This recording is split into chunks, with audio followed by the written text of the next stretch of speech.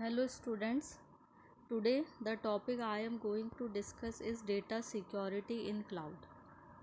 First of all, I want to discuss what are the security risks in cloud computing. I am mention 5 types of common cloud computing security risk.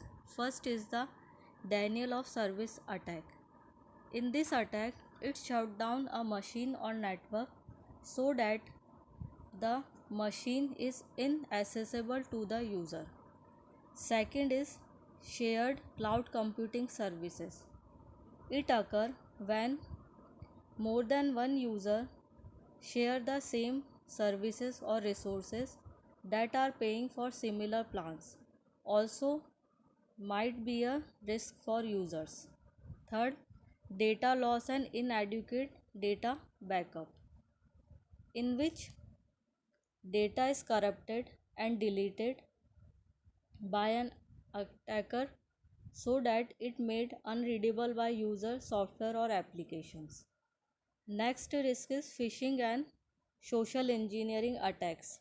Is attack by fraud entity which obtain username, password and credit card of the user detail by showing as trustworthy entity in electronic communication. Last risk is system vulnerabilities.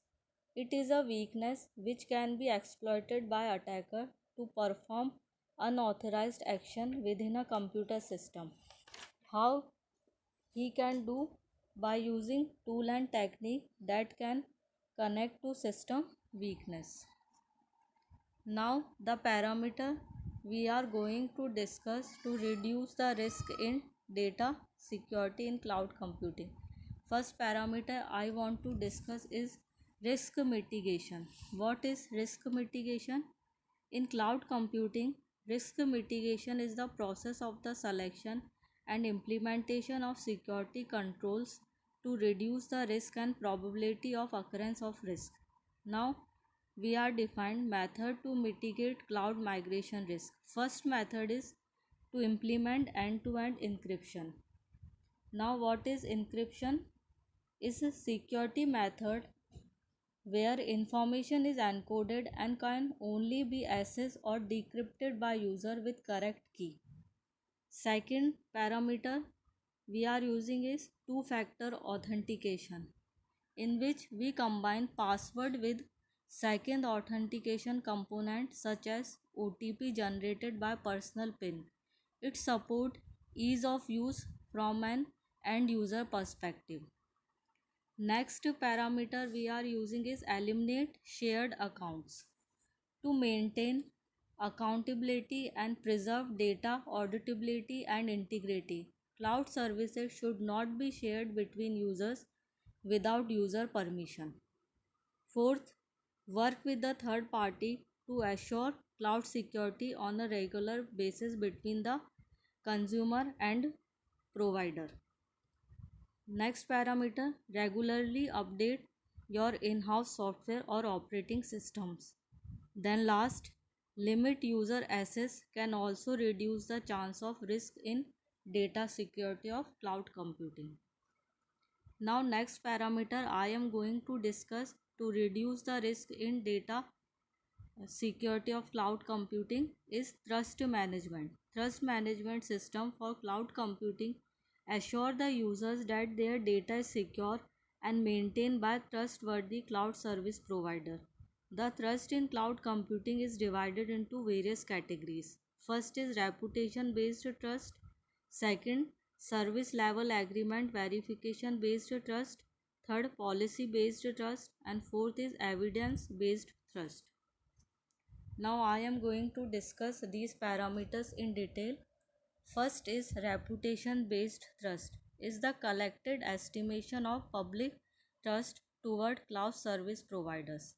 Second is service level agreement verification based trust, monitoring the quality of service parameters and verification of service level agreement document between cloud provider and consumer.